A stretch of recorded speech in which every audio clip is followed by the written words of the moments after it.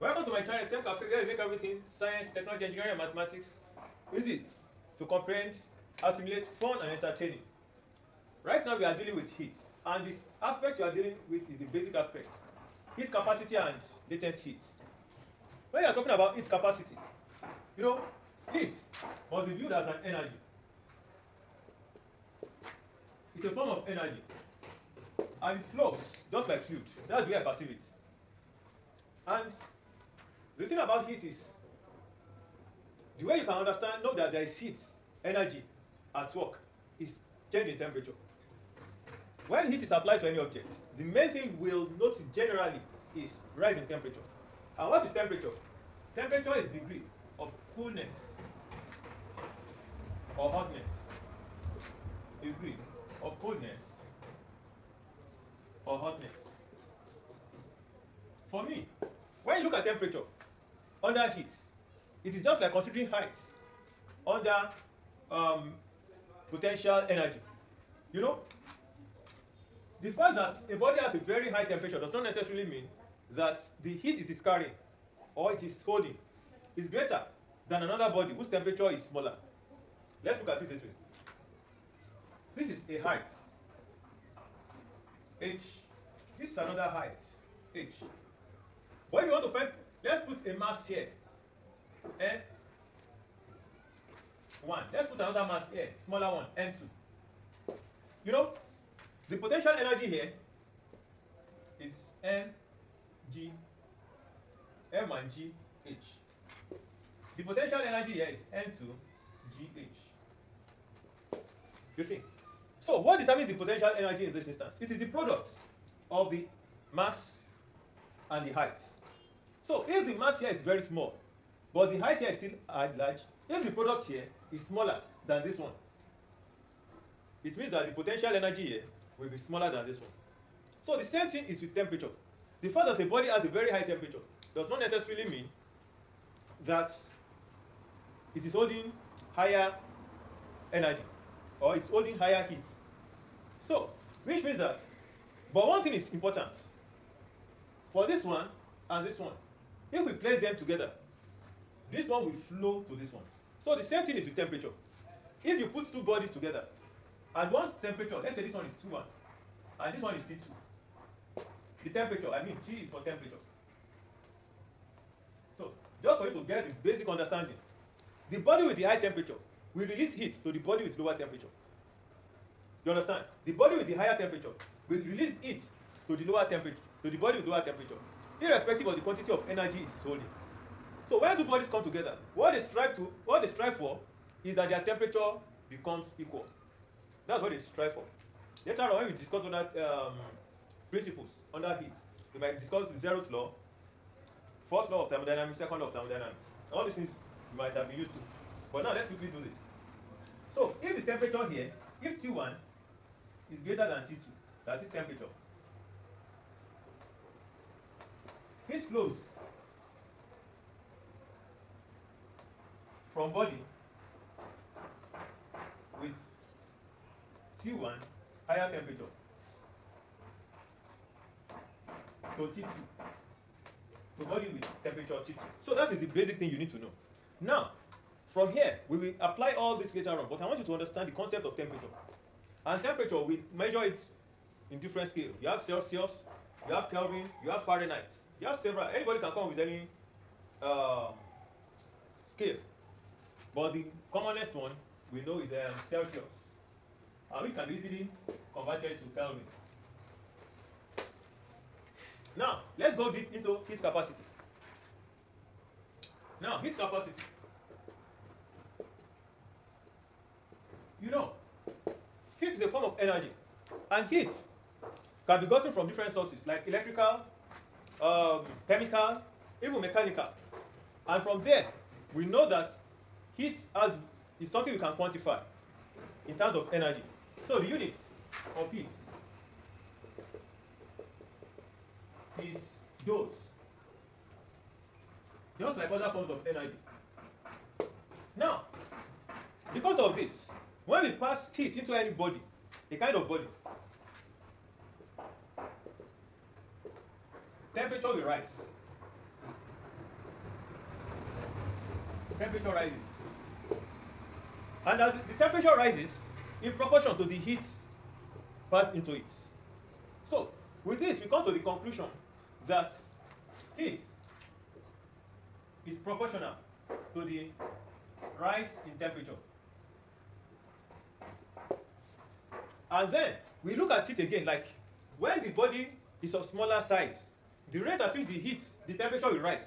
When equal heat is transferred, will be higher, and the temperature gotten to will be higher. So, we realize that heat is proportional to the mass and temperature rise. So let me put it that way. Or temperature change. Temperature change. So what do we mean by heat capacity now? So with this, we realize that, okay, when we pass heat of certain quantity, it increases the temperature of the body by certain quantity. The temperature rises by certain value. Therefore, we can say that heat capacity is the heat required to raise the temperature of a body by 1 degree Celsius. Let's put it that way. 1 degree Celsius or Kelvin. So, when we pass the heat into a body, and we can know the quantity of that heat, to raise the body temperature by 1 degree Celsius, that is the body's heat capacity. So, what do we mean? We say the heat is equal to, of a body, is equal to heat capacity. Let's call this one capital heat capacity multiplied by rise in temperature. That is it. You know, in this instance, we are not talking about the mass, we are not talking about the size, we are not talking about anything, any dimension of the size of the body. We just know that for a body, for that object, we talk about heat capacity. But when we want to be specific about the mass, about the size, or any other thing, that is when we talk about specific heat capacity.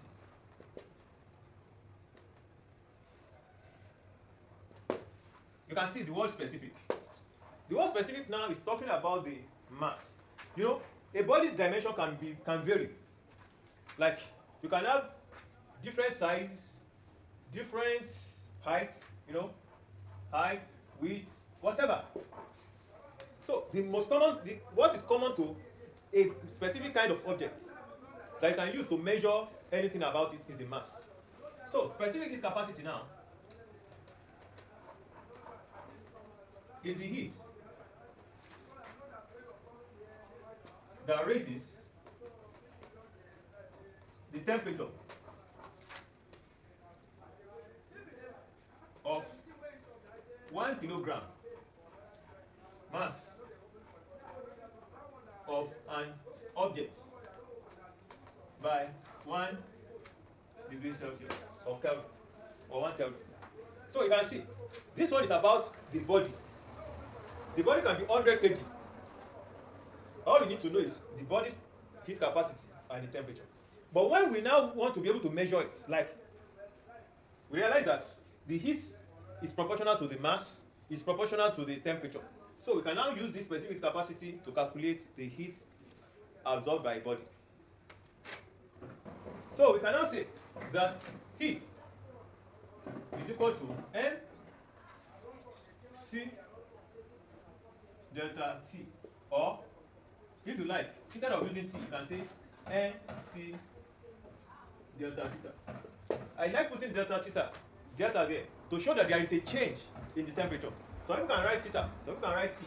But I like putting delta there to show that there is change in temperature, either rise or reduction. So you can see the difference between heat capacity and specific heat capacity now. I didn't put any subscript to this one. The heat capacity now, C, is H per mass per change in temperature. You can see. So it makes our job, since we know this one, we can do so many calculations. We can handle so many, you know, things with the specific heat capacity. This one is better than this one. But you can get heat capacity from specific capacity. And you can get specific capacity from heat capacity. Let's assume if the heat capacity of a body of mass m is hc. So what does that imply? It means that hc is equal to m. Oh, it means that hc is equal to mc. That's what it means. Therefore, when you know the heat capacity and you know the mass and you know the specific heat capacity, you can easily find, and you know the mass, sorry, if you know the heat capacity and you know the mass, you can calculate the specific heat capacity conveniently. So that is what it means. Or if you know the specific heat capacity, you can, and you know the mass, you can calculate the heat capacity. So you can see, this is just a simple relationship between them. So here, you can also say C is equal to heat capacity over mass. That's all. So the most important information or formula we need here is this. So here, what do we have? So the most important formula is this: H equals to mc delta theta. At the same time, H equals C. H equals hc delta theta. Yeah, this is heat capacity. Heat capacity. That is it, which is an hc is equal to m. That's all. So with this understanding, we can overcome anything in heat. Now let's talk about latent heat. You know, every kind of bodies, there is always change of state when they get to certain temperature. Let me state it again in a different way. When each body, any kind of body is heated, and it gets to a certain level, a certain temperature, after some time, there will be a change of state. So latent heat is the hidden heat. Latent heat is the hidden heat. Absorbed by body. Absorbed. Or, let me say, absorbed by a body.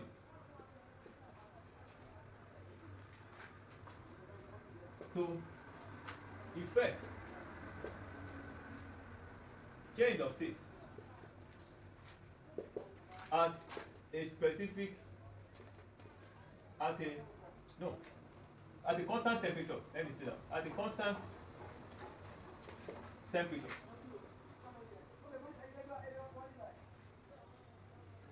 So, latent heat is hidden heat absorbed by a body to effect change of state at a constant temperature.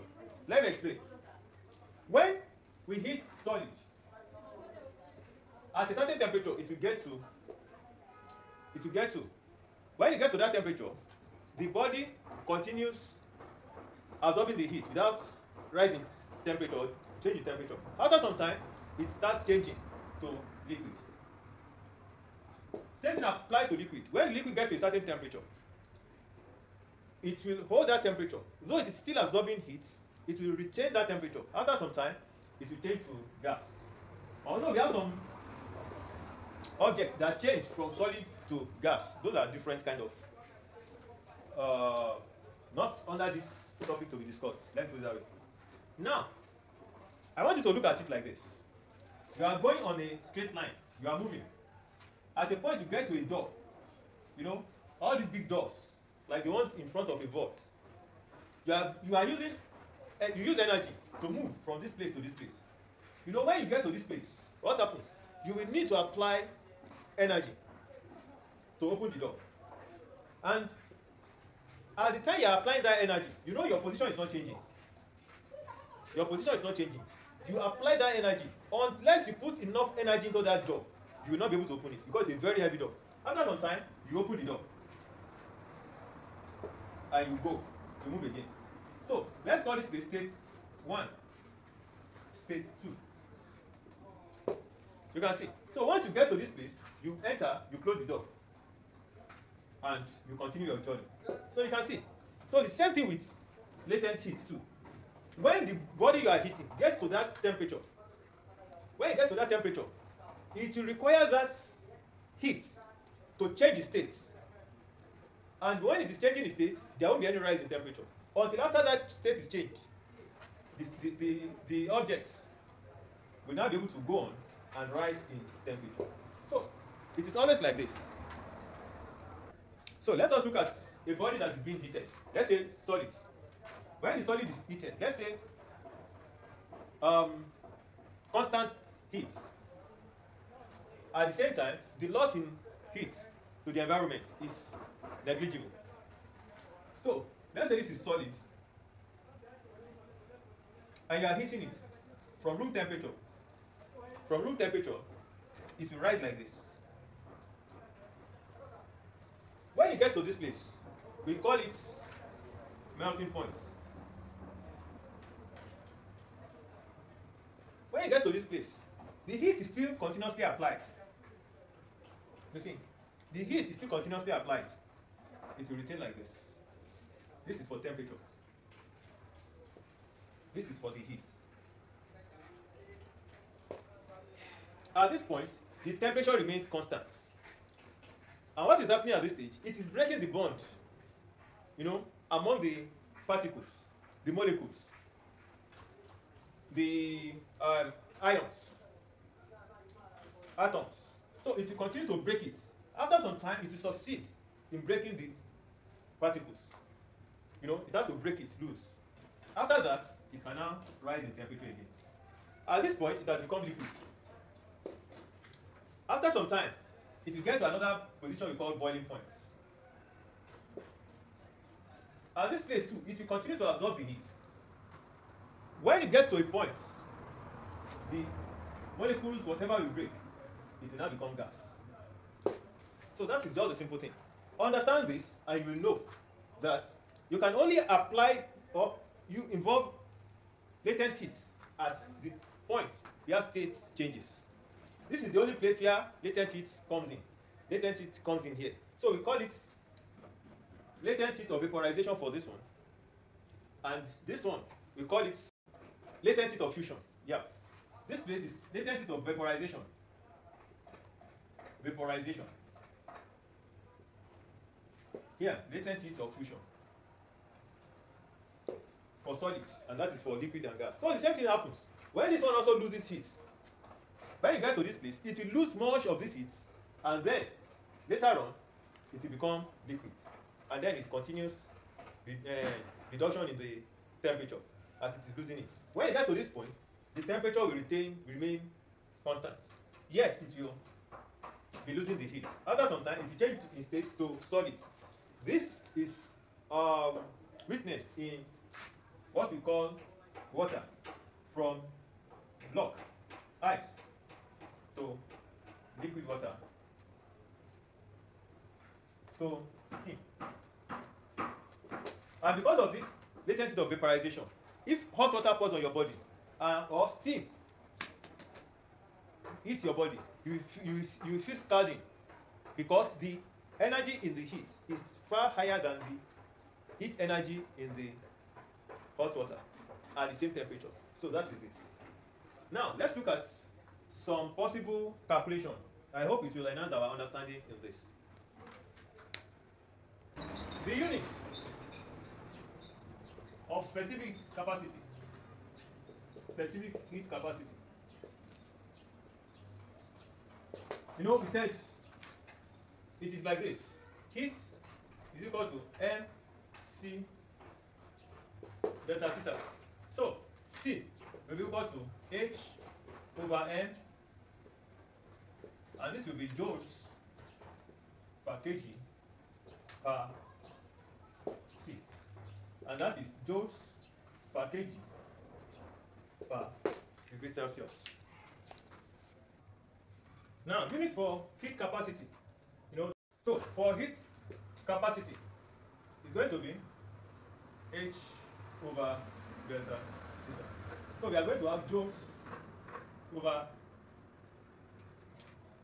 Kelvin or degree Celsius. So that is joules per Kelvin. So for latent heat too, latent heat, for specific latent heat is ML. So H over air. So the unit for this one is for heat capacity. Specific heat capacity. Latent heat is going to be joules per kg. So latent heat, joules. So joules per kilogram. That is for specific latent heat. Sorry. For specific latent heat, it is joules per kilogram. Joules per kilogram. So if it is just latent heat, not specific, it's going to be H equals to. So if it is latent heat alone, it will be joules. Simple. Now let's quickly treat this. Electric kettle, electric heater of 2 kilowatts is used to heat 0.5 kilogram of water in a kettle of heat capacity 400 joules per Kelvin. The initial water temperature is 20 degrees Celsius. Neglecting heat loss, how long will it take to heat the water to 100 degrees Celsius? So, starting from 20 degrees Celsius, what mass of water is boiled away in 5 minutes? Now, we have been able to establish some facts before that heat absorbed is going to be N C delta theta. And what is our M in this instance? 0.5 kg. What is our C? We have been given. Our C is 4,200 joules per kilogram per Kelvin. And now, we have been given the rate at which the body is heated. That is 2 kilowatts. That is 2 kilojoules per second. That is kilowatts. Then, we are also told that the container, the kettle being used, mass of the kettle, sorry, the heat capacity of the kettle, heat capacity of kettle is equal to 400 joules per Kelvin.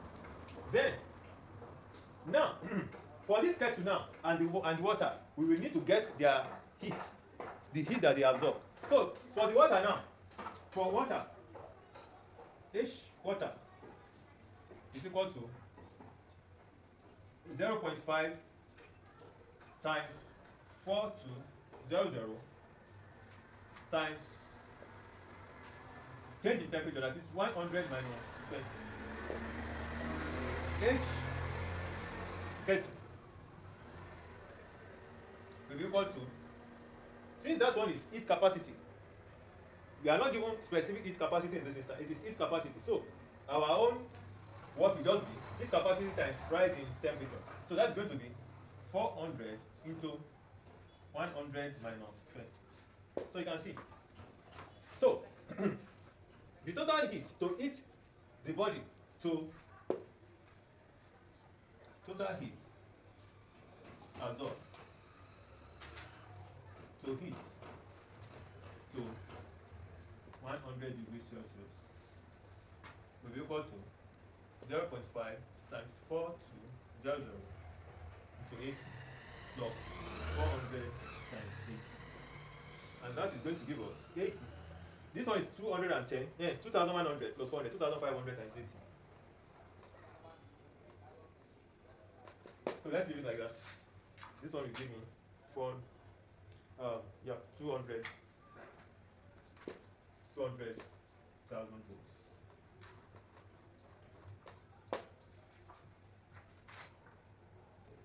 Now, for this heater, the heat involved, heat given out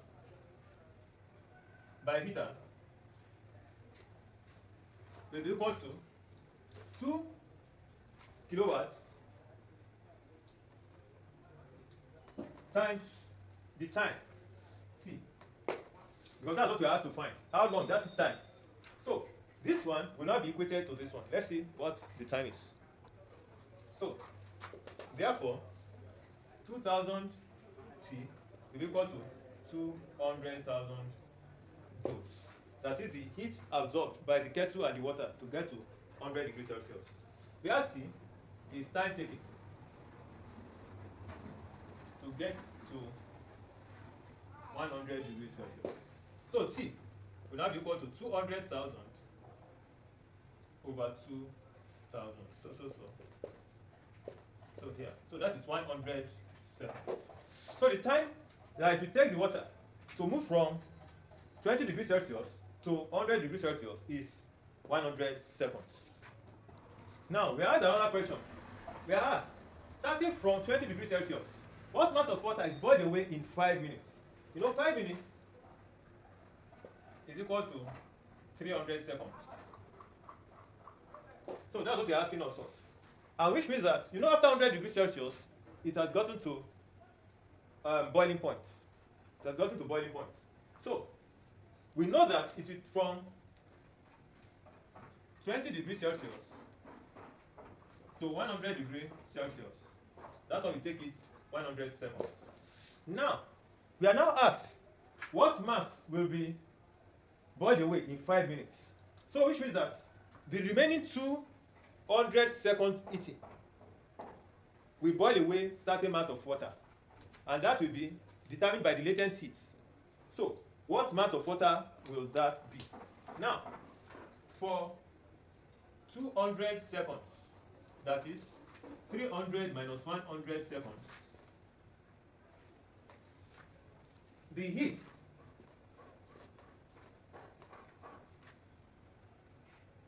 given or discharged by heater will be equal to 2 times 1000 times 200. That is during the boiling.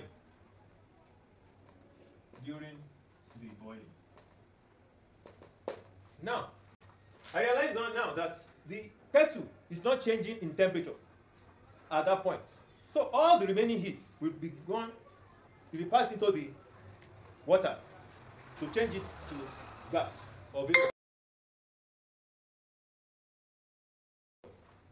During these 200 seconds, all the heat will be passed into the water because the kettle is not changing in temperature, the water is not changing in temperature. So let us see the quantity of heat passed.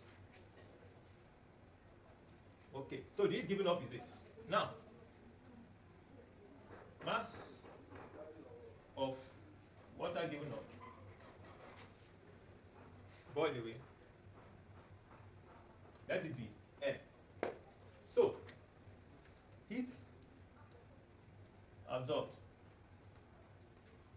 to boil water away is equal to NL. Here L is the specific latent heat of evaporation.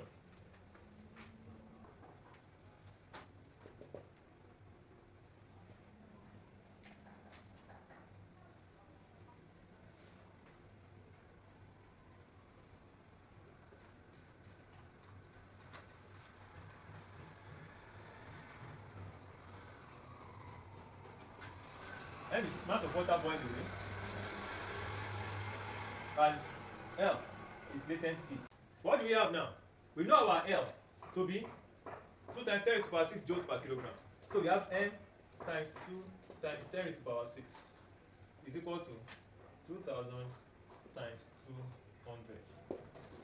This is the heat passed and this is the time. So N will be equal to 2000 times 200 over 2 times 10 to the power 6. So this one goes like this.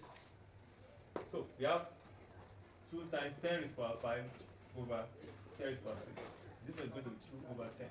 This is 0.2 kilogram. So you can see it's a very simple thing. Just understand the terminologies and how to apply it. That is all.